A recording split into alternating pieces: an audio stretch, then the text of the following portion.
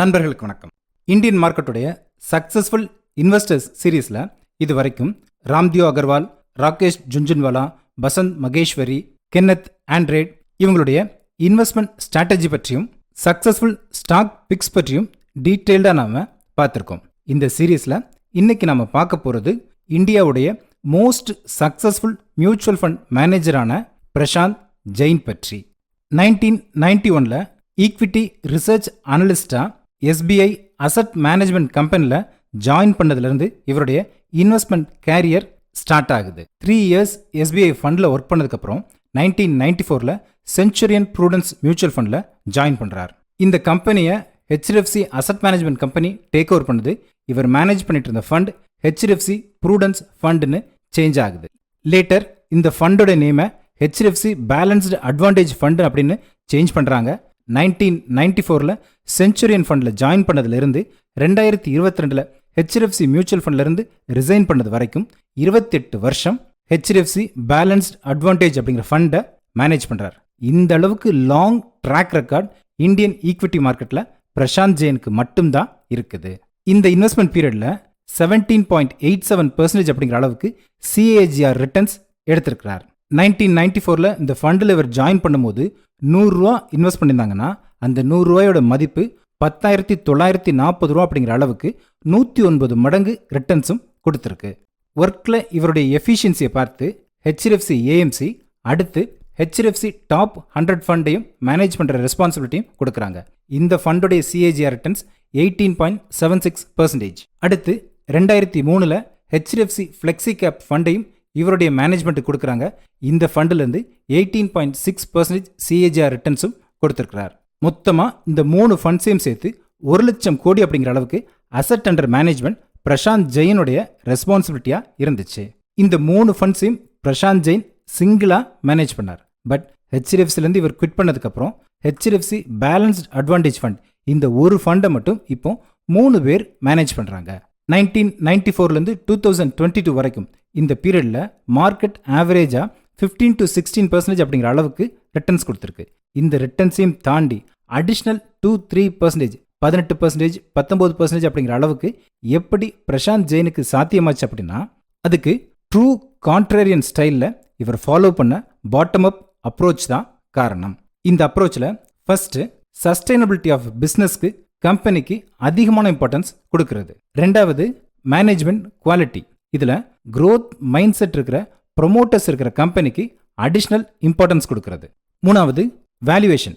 இதில் ஸ்டாக் வேல்யூவை விட ப்ரைஸ் கம்மியாக இருந்தால் தான் அண்டர் வேல்யூட் ஸ்டாக்ஸுக்கு மட்டும்தான் ப்ரிஃபரன்ஸ் கொடுத்தார். இந்த பாட்டம் அப் அப்ரோச் தான் இவருடைய சக்ஸஸ்க்கு பெரிய ஒரு ரீசனாக இருந்துச்சு.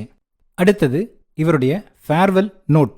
2022 ஹெச்டிஎஃப்சிலேருந்து ரிசைன் பண்ணதுக்கப்புறம் இந்த 31 வருஷ இன்வெஸ்ட்மெண்ட் கேரியரில் ஸ்டாக் மார்க்கெட் இன்வெஸ்ட்மெண்ட்லேருந்து இவர் லேர்ன் பண்ணிட்டதை தன்னுடைய சக்ஸஸுக்கு எதெல்லாம் காரணமாக இருந்துச்சு அப்படிங்கிறத ஷேர் பண்ணார்.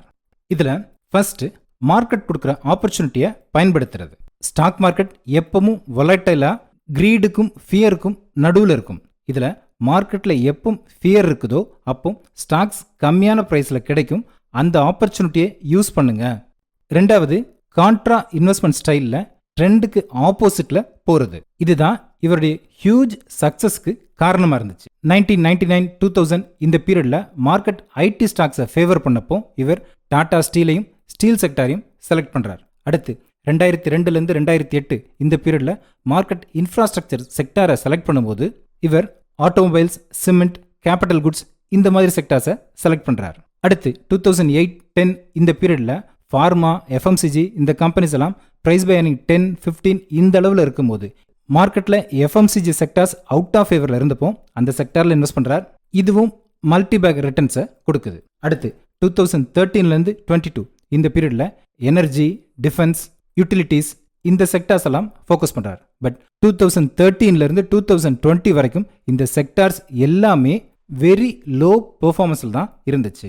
ஒரு லாங் வெயிட்டிங் பீரியட். ஆனால் மார்க்கெட் 2021 அப்புறம் இந்த செக்டாருக்கு ஒரு ரேட்டிங் கொடுத்ததுக்கப்புறம் இந்த செக்டார்லேருந்தும் ஹியூஜ் ரிட்டர்ன்ஸ் இவருக்கு கிடைக்குது. அதனால் மார்க்கெட் ட்ரெண்ட்ஸில் பார்ட்டிசிபேட் பண்ணாமல் அதுக்கு ஆப்போசிட்டாக இருக்கிறதும் ஹியூஜ் ரிட்டர்ன்ஸை தரும் அப்படிங்கிறது இவருடைய ஒரு அட்வைஸாகவும் இருக்குது. 3வது இன்வெஸ்ட்மெண்ட் சைசிங். இவருடைய இன்வெஸ்ட்மெண்ட்ஸில் 465 ஸ்டாக்ல இன்வெஸ்ட் பண்ணியிருக்கிறார்.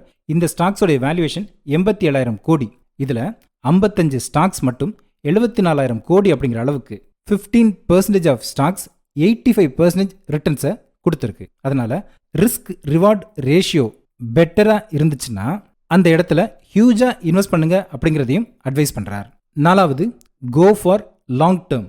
10 ஸ்டாக்ல இன்வெஸ்ட் பண்ணுறாரு அப்படின்னா அதில் 2 ஸ்டாக் சூப்பர் ரிட்டர்ன்ஸையும் 4 ஸ்டாக் ஆவரேஜ் ரிட்டர்ன்ஸையும் 3 ஸ்டாக் லாஸஸையும் 1 ஸ்டாக் மிக அதிகமான இழப்புகளையும் ஏற்படுத்தியிருக்கு. மொத்தமாக 4 ஸ்டாக் ஆவரேஜ் ரிட்டர்ன்ஸையும் 4 ஸ்டாக் லாஸஸையும் ஏற்படுத்தியிருக்கு. ஆனால் லாங் டேர்முக்கு சூப்பராக பெர்ஃபார்ம் ஆகிற ஸ்டாக்ஸை ஹோல்ட் பண்ணுறதுனால அந்த 2 ஸ்டாக்கே அதர் லாஸஸையும் சரி கட்டி அதுக்கு மேலேயும் ப்ராஃபிட்ஸை ஏர்ன் பண்ணும் அப்படிங்கிறது இவருடைய அட்வைஸாக இருக்குது.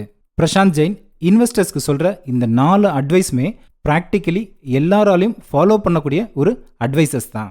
அடுத்து ஹெச்டிஎஃப்சிலேருந்து குவிட் பண்ணதுக்கப்புறம் 3PIM அப்படிங்கிற ஆல்டர்னேட்டிவ் இன்வெஸ்ட்மெண்ட் ஃபண்டையும் ஸ்டார்ட் பண்ணுறார். இந்த ஃபண்டோடைய principle prudence, patience, performance. First prudence. நல்ல ஸ்டாக்ஸை, சஸ்டைனபிள் கம்பெனிஸை செலக்ட் பண்ணி போர்ட்ஃபோலியோவை கன்ஸ்ட்ரக்ட் பண்ணுறதுக்கு ப்ரூடன்ஸ். 2வது பேஷன்ஸ். இன்வெஸ்ட் பண்ணியிருக்கிற கம்பெனியுடைய பிஸ்னஸ் க்ரோ ஆகி அந்த க்ரோத்தில் பார்ட்டிசிபேட் பண்ணுற வரைக்கும் பேஷன்ஸ். 3வது பெர்ஃபார்மன்ஸ். ஃபர்ஸ்ட் இருக்கிற ப்ரூடன்ஸையும் பேஷன்ஸையும் கம்பைன் பண்ணும்போது 3வது இருக்கிற பெர்ஃபார்மன்ஸ் ரிவார்டாக கிடைக்கும் அப்படிங்கிறது இவருடைய இன்வெஸ்ட்மெண்ட் ஃபண்டோடைய பிரின்சிபலாக இருக்குது.